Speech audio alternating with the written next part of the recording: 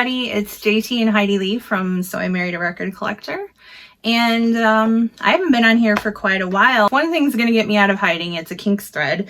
And this is an answer to Mike, PC31, the Vinyl Policeman. If you haven't subscribed to his channel, definitely do that. We always watch his videos. He's got a great collection and a Kinks tribute band, so you can't get much cooler than that.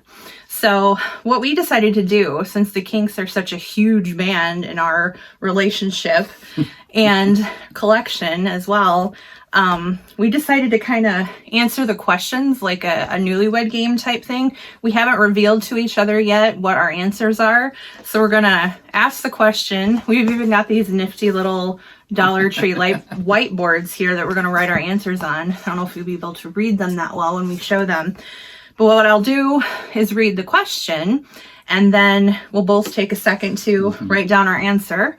And then we'll hold up our answers and kind of talk about them a little bit.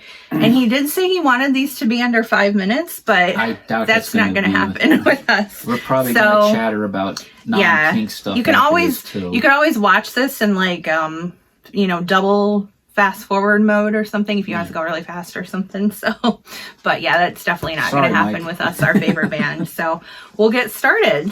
Okay, question number 1.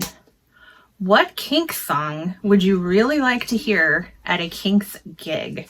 Now, knowing that the Kinks will probably never play together, I mean, even Ray or Dave, probably won't play together again. But in your imagination, I think I can speak for us both in saying that it's really hard to narrow it down to just one song. So I might have picked a couple here and there. So what do you have? I would like to see them do Big Sky from Village Green Preservation Society. Always one of my favorite songs, if not the favorite. I've always liked the feel of it. It's a bit, you might disagree with me, but I think it's a bit Who-like, a bit like something Pete may have written, especially when it goes into the chorus or bridge that has like that little My Generation kind of riff. Ding, ding, ding, ding, ding. It's one day. But it's always been one of my favorite Kinks songs. And I think they did do it live when they returned to America in '69, but I could be wrong. But this is the one I would love to hear and see them play if there were to be reunion shows of some kind currently. I picked 2 for mine. I picked Gotta Move because, I mean, man, that song... It's just one of your so much energy in that song. Or if we're going to go forward a little bit, I chose Do It Again because it's another really good, energetic song that I could see, really getting a crowd moving and enjoying it. So I picked 2. Okay. Question number 2. What is your favorite Kinks album? The really tough question. Thank you, Mike. And for me... It kind of depends on the mood I'm in, or, because they're not a one-note band where you have even the same type of music from one album to the next. I mean, they're so varied. So, go ahead. My favorite album, this is really tough because, like she said, every album is good except maybe the MCA years. And I usually when I'm thinking of best favorite albums, I'm torn between Village Green Preservation Society or Arthur, but when push comes to shove, I am all about the Kinks are the Village Green Preservation Society. It's been a favorite album of mine since I first heard it back in the 7th grade. It's one of those records, it's like sitting down with an old best friend you haven't seen in 30 years and you pick up right where you left off and there's no question of I can't still be friends with this guy. It's just a wonderful album and just one of the greatest Kinks albums, one of the greatest albums of all time. It's just so, it appeals to me and probably to her also in the same way. It's just so very British and just the cast of characters, just a wonderful record. I chose, and I'm right on the fence too with John. It's like either Village Green or it's Arthur. the decline and fall of the British Empire. I just put Arthur, ... You know what I mean? But yeah, it's another one. And it probably came down to which album had my most favorite Kinks song on it, which was another one that was really hard to pick. But yeah, for me right now, I'd have to say Arthur. So you got your prop there. I meant to show, because other people are showing it. We don't have Arthur on vinyl, but this is an original U.S. press January 69 on the 2-color Reprise Steamboat label. This is not the copy Indian gave to Steve Carlson. This is this is my copy. But yeah, just... It's beautiful. Had to show. Yeah, hands down, both awesome albums right after each other, one right after the other. So, next. All right, question 3. What is your favorite Kinks song covered by another artist? This is really kind of difficult for me because it's like, I don't really have a lot of other artists that I'm like, oh, they covered a Kinks song, so I really like them or anything. So it was difficult. Yeah, I mean, I have a lot of Kinks covers with a K, in the collection, but I can't really say I have a favorite amongst a lot of them, because a lot of them don't add much or pale in comparison to the Kinks originals, unless you're going for some of the covers of like their early hits. Like I was gonna put the High Numbers, The Who, kind of covered You Really Got Me on the legendary Railway Hotel tape, because they're kind of doing the riff, but it's an instrumental and they're just jamming and soloing, so it's not quite You Really Got Me, but it's just similar. And that's from 64. But one just came to mind. I picked the West Coast Pop Art Experimental Band's cover of You Really Got Me. It's on their first album. Their first album is a self-release thing, not the volume or part 1 on Reprise. This was on their own label called FIFO.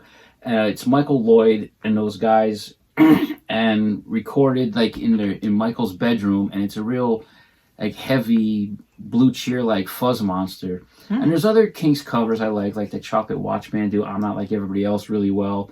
Mott the Hoople does an instrumental version on their first album.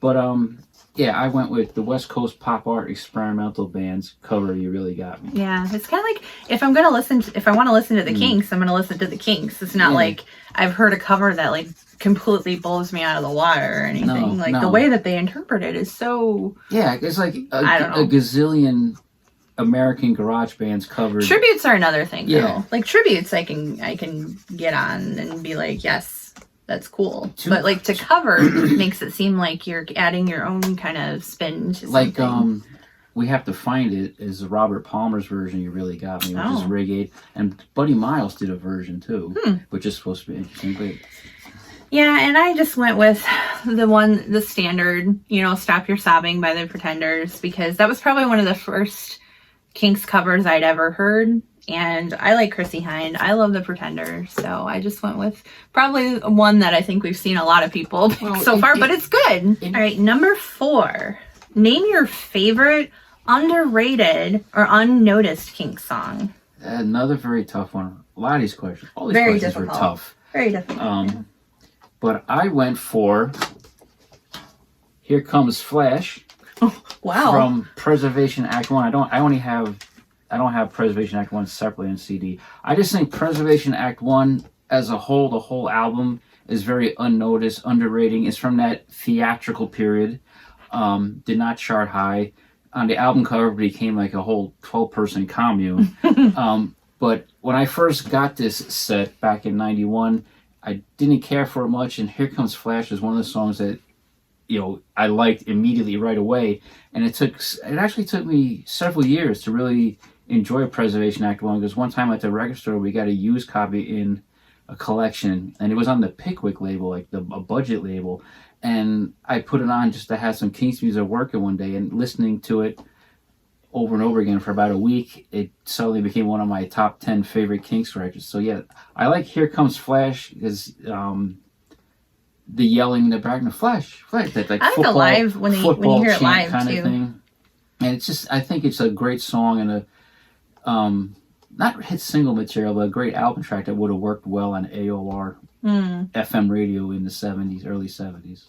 Yeah, I had a really hard time with this one because I'm like, I feel like a lot of Kink songs are underrated or overlooked because, I mean, at least to the general public, you Not know, known you don't of. like, oh, they might know You Really Got Me or All Day or and All of the Night or even Come Dancing. But I feel like a lot of Kink songs could be described in that way. So I had kind of a hard time picking, but I managed to go with kind of two, but more. I chose Lavender Hill and almost anything off of the Percy soundtrack. Now, at first, when I was discovering the Kinks and going through the catalog and everything, I was like, why would I want to listen to a soundtrack from a movie about a penis transplant? Like, that's just not my wheelhouse, basically. I just was like, eh. But then I listened to the music, and it's like, you know, they could have written the soundtrack for anything, and it probably would have been amazing because I don't know if the songs directly correlate to the plot of the movie or not, or they were just kind of tunes that Ray had clunking around and thought, okay, they could fit on with this movie. But songs on there like God's Children, The Way Love Used to Be, Moments, Animals in the Zoo, Dreams. Oh my gosh, these are all really amazing songs. Like if you're kind of on the fence as a Kinks fan and you haven't picked up the Percy soundtrack, do yourself a favor. And the instrumental of Lola on here, I can actually say, now don't hit me for saying this, I kind of like it better than the single Lola because it's different. It's just different. Like you hear Lola like all the time, and this instrumental is so cool and fun. I mean, I even think it has like a xylophone in it somewhere. You can hear. It has like a day in the life kind of ending. It builds and builds. But the whole Percy film is on YouTube, and you can see how the music's used. And Ray said basically the producers looked at who's got a hit right now. Who's in the top 10 now? Those guys. Let's ask them to do it. And it was kind of a fun exercise, and it was the last record on Pi. We never saw Lola Volume 2. But you know, to compare, I know you shouldn't compare, but you know, Paul McCartney around that time, didn't he do a soundtrack for that movie in The Family Way? That's way back in 66. Or 66, okay. But I compare it to kind of like that too, where like Paul McCartney didn't even manage to write a song at that time as good as The Way Love Used to Be or Moments. I mean, these are really sentimental songs, but they don't cross over into that like Barry Manilow sappy. Yeah. It's like they're heartfelt. And listening to that, you're like, he must have he was going through some stuff at the time, you can tell. And then to have these songs end up on a soundtrack and not on an actual like Kinks album, I just wonder what it would have been like had it not been a soundtrack. Yeah. So, I don't know. I love it. It's Percy is in my top 5 Kinks album. So it's interesting. It sounds like it's brushed up over. No. All right. Next, this isn't a question, but it's a demand. Show your favorite Kinks item in physical format. It can be anything physical format related to the Kinks. That's your favorite. Okay, what I'm going to show, this is my very beloved 8-track of the Kinks Are the Village Green Preservation Society, which I got in the 7th grade, which was 1982 or 3. You got it new? No. Oh. It was used. There's like a little cutout there. I got this 7th grade, so it was like 82, 83. The record store downtown Roe, Soundorama, had stacks of 8-tracks, and they were 3 for $10. But I could only afford one, and the lady I think was like a little annoyed. She had to do math to sell me one. But I'm always chasing that feeling of hearing this album for the first time, kind of this way, because in 1982 I had no Kinks biographies, of course, no internet, just what I could glean from articles in like Cream and Circus, and to hear this wonderful album on this little plastic case at 8-track, and thinking of this little Davis land in there with these characters and playing that. This just 8-track means a lot for me. Other 8-tracks I used to own are long gone. I used to have a Quadrophenia, Physical Graffiti, David Bowie's Lodger I got somewhere. But this always stayed with me because it means so much. It's my original 8-track. I guess it is a first press, if you can call an 8-track a press. But yeah, First Village edition. Dream Preservation Society 8-track. Cool. Mine's a little different. It's not an album or an 8-track or anything like that. This is more specific to me. If you watch our Getting to Know Us video, you already know this story, so I'm going to kind of give you the Reader's Digest abridged version. In 2005, gosh, I don't even remember. Yeah, 2006, I got to see Ray live in Madison, Wisconsin. My brother and I went up there. I was living in Illinois at the time. I was living in Michigan already. Yeah, I was living in Michigan already. See, this is what happens when you 20 years like. I was already talking to you. Yeah, I was. We weren't like. You told me the whole story. Together, kind of yet, but we were just getting to know each other. And I had the opportunity to go see Ray live. I didn't want to drive all that way by myself. My brother was like, "Sure, I'll go with you." We ended up staying in my hometown of Rockford, Illinois, and then driving up to Madison to see Ray. And honestly, it was one of the best times of my life. I'm not even kidding. It was the first date of his Other People's Lives tour. And the show started and people were kind of going up to the stage and milling about, and nobody seemed to care that people weren't staying in their seats. We had good seats, but I was like, forget this, you only live once. So Rob and I went right up to the lip of the stage, and I ended up on the right side of the stage, at the lip of the stage for the whole show. I remember standing there and looking to my left and seeing Ray in the shadows getting ready to come on stage, and he was jumping up and down and like running in place and all that. It was really funny to watch. And then he came bursting onto the stage and started singing, and I kind of had a moment of like understanding why some of these girls in the 60s with the Beatles would like freak out and like go crazy, because I definitely had a fangirl moment. I was just freaking out and enjoying every second of it. I mean, he was right there. Like, I could have reached out and touched his foot, but I didn't want to make him uncomfortable. So, but at the end of the show, he came and walked along and shook people's hands that were at the lip of the stage. And I reached out and I had the cover of his Other People's Lives CD and a Sharpie. I was ready. I am prepared.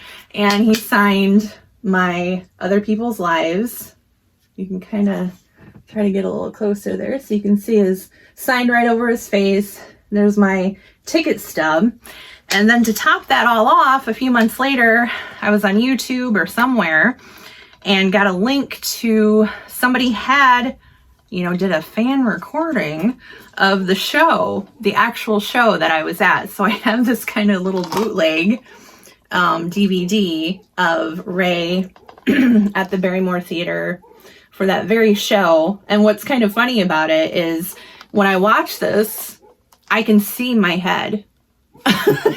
And I know I can see the part where he came over and shook my brother's hand and signed my CD and everything. So this is priceless to me, because I don't know if I could ask for anything better. You know, it was the best show I'd ever been to, and for me it doesn't get any better than that. That set the bar, and the bar is pretty unreachable now. I would have to actually probably converse with him and have some kind of personal interaction in order for this to be any better. So cool. I know you're jealous. I saw him on the Storyteller tour. Oh, that's cool. Yeah, before Heidi BH. Yeah. Right, the very final question is the so difficult question of what is your favorite Kinks song? That's like impossible. I suppose if you had children, like picking your favorite child, but maybe that's not so hard for some people. I don't know. But yeah, it's difficult. What'd you pick? Well, like you just said, this is going to change from day to day, but I was thinking about it, and the one song that like never lets me down and perks me up, especially when it comes across the radio unexpectedly, and it's one of my favorite singles of theirs. And like a friend of ours said about the Who's debut album not long ago, when this record starts, it's like it's picking a fight with you. And I chose All Day and All of the Night, because when that comes on the radio, with that monstrous fuzzy guitar riff, and I just think like these are four guys getting this monstrous sound out of these little amplifiers and stuff. This record just wants to kick your ass. And it's like what John Mendelsohn said about You Really Got Me. You know, the song that makes you just drum feverishly on the dashboard, drive faster. It's like the guitars are strung with not strings, but barbed wire. And it's different than You Really Got Me because Ray sings along with the guitars and not across them. I never thought about like that. This, yeah. It's just such a monster riff. And the way in the chorus when the harmonies and the guitars are all chiming together, it sounds like somebody, to me, it always sounds like somebody banging on the Liberty Bell or something. And it's right up there with the massive garage rock songs like the Sonic Psycho and other things. So that's what it is. I mean, it might change tomorrow. Yeah. Because like she said, the Kinks catalog is so different. There's massive rockers like this. Something for everyone. And sentimental songs like Days or something. But I chose for this video All Day and All of the Night. And I pulled out our copy of Kink Size, which has the worst pictures of Dave and Ray ever. I mean Mick and Ray. Mick was caught blinking and kind of looks like a corpse there. Yeah, again, depending upon the day, the mood, what's going on, it can be so different. But the one that I always seem to go back to is Shangri-La off of Arthur. I feel like the girl in, if you've ever seen Freaks and Geeks, the Grateful Dead fans, the Deadheads that Lindsay befriends, and they're trying to get her to listen to American Beauty, and they're trying to convince her to listen to the album, and the one girl's like, I wish I never heard it so I could hear it again for the first time. And like you said, you're chasing that feeling of hearing it again for the first time. But this is a song that no matter how many times I've heard it, I have to listen to it with headphones on because you just get immersed in a really good song. And Shangri-La is one of these songs that, I mean, it sounds hokey, but it kind of takes you on a journey. You're like, got this very like kind of slow beginning and, and then it just amps up into this like cacophony of sound. And it's almost like a day in the life-ish. Yeah. It's like they're a day in the life kind of a thing. It starts out very innocent. Yeah. Like, what a nice song. And then you're like, and then it's like Shangri-La. And the best line in the whole song is, all the houses in the street have a name because all the houses in the street look the same. Like, fucking perfect. Yeah. It's not only musically is it amazing, but lyrically it's just like, yes, you found your happy place, but you're still not happy. And that's like the curse of life sometimes. You think you got everything you wanted, and now you gotta like find something else to want because you're still not happy. So, and I feel like if you want to get really deep into it, if you read about Ray and the Kinks, that Ray's kind of singing about himself a little bit there too, because, he finally had some success, but had to deal with the publishing things and the breakdown of relationships and everything that was going on in such a short period of time. But to be able to translate those feelings into a song that ends up meaning a lot to, I think I'm sure other people would probably rank this as a favorite too. I mean, it's there, to me, it's the masterpiece. It's like the second half of Abbey Road. It's just something I like to listen to with headphones on and just immerse myself in it. So Shangri-La, top favorite for me that I keep going back to. I do also want to honorable mention, I have to say, we're not giving a lot of love to like the 70s and 80s Kinks as much as we do the original Kinks, but Ray also wrote a lot of amazing songs in the 80s too. I mean, in the 90s and 2000s, they're one of the only, I get all excited, but they're one of the only groups that consistently released really good music in every decade that they've existed.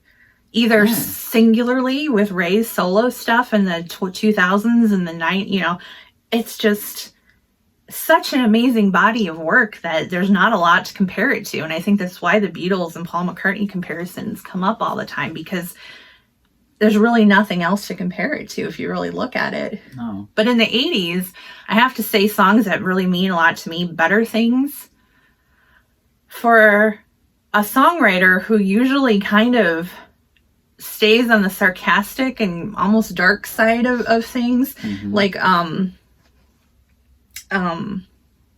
Sitting by the Riverside, or some of those other songs where he kind of is down and depressed and you can kind of hear it, but he's trying to get happier. He'll stick in a line or two in there about some kind of happiness.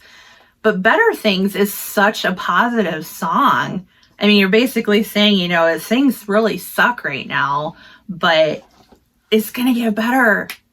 You got to have hope that things are going to get better. One of the rock critics, Mendelssohn, somebody said it's like Days Part 2. And the great thing is, it was recorded as like I think it was done like a demo run through, and it was put on Give the People What They Want, and it became a single. Yeah. I'm trying to think of something. I'm going to break right here because I'm sorry, I just always wanted to do this like in Bugs Bunny cartoons. Screw you. But in songwriting, like, I was trying to think of the song because I'm like on a roll right here, but Mr. Songbird, okay? Yeah. Now there's a song that you'd think would be very like twee and very, you know, like almost McCartney-esque, and it's like happiness and everything. A song for the nans. Yeah, a song for the nans while you have your spot of tea. But it's like, you know, you're listening to it and you're like, yeah, sing Mr. Songbird, and everything. Yeah. But then at the end of the song, yeah, hi Steve. At the end of the song, it totally changes with one line. Yes. He says, "You help to keep the devil away," and you're like, whoa, that got dark really fast, you know? Yeah, like, whoever wrote this song, the perspective of the character in the song is like trying to keep the devil away. So there's like some serious shit going down in his mind. You know, that was originally supposed to be on Village Green. It sounds like it. And copies were pressed with this alternate track list with Mr. Songbird and Days. And then at the last minute, he changed his mind, and Pi had to recall it, but copies snuck out in like the Netherlands. Anybody got one? Yeah. Let us know in the comments. Find, I think. But yeah, I cannot, you know, if you give us the opportunity to talk about the Kinks, we would probably take a few hours to. But I mean, if you're not convinced already that Ray Davies is an amazing songwriter and it's worth your time to listen, I mean, there's so much good stuff. Even for those of us who are kind of like, yeah, I kind of like them. You know, maybe you're not totally immersed in the discography or anything, but even stuff like Return to Waterloo is an amazing soundtrack. And the song Return to Waterloo is so damn good. It's just, I've always said it before and I'll say it again. Finding the Kinks to me was finding a musical home. And I've been my whole life a lover of music, and music has always been a huge part of my life. And I've loved the Beatles and the Monkees and the things I started out liking as a kid. But in my early 20s is when I really delved into the Kinks discography, and just one after another. Oh my God, this is good. I like this one and I like that one. And there's so much to just to discover from them and to keep discovering and enjoying. So I just, and it led me to my husband and changing my life. So still no love for UK Jive? I love How Do I Get Close off of UK Jive. That's a really good song. Yeah, Down All the Days. That one's okay. Not my favorite. Visual is the one album I can't even think of half the songs. Just Rock and Roll Cities, and it just. Rock and Roll I think that's kind of their Cities. nadir, you call it.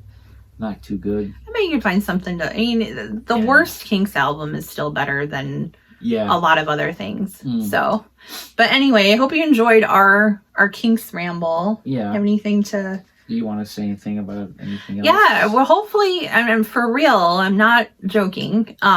We'll get back to doing our regular videos, exploring the cubes and stuff. We have more of an idea of doing the videos together than separating them up between us, as far as I'm going to show the record and then he's going to talk about. We'll try to do it like this. I've been out for health reasons. This Thursday, if you're watching the video, I'm hopefully going to be posting this Sunday night, but this Thursday I'm going to be going in for surgery. I'm having a robotic hysterectomy, which I'm not embarrassed to say, you know, it's part of life for some people, and hopefully this will take care of some of the health issues that I've been having that have been preventing me from really doing the things that I love, and that includes doing these videos and interacting with the vinyl community and everything. And big thanks and big support to this guy over here, because he has been such a huge help and support to me in ways that I can't even express. So I really appreciate him. I appreciate those of you that I know on Facebook or whatever for reaching out and sending good wishes and everything. Yeah, I'm scared.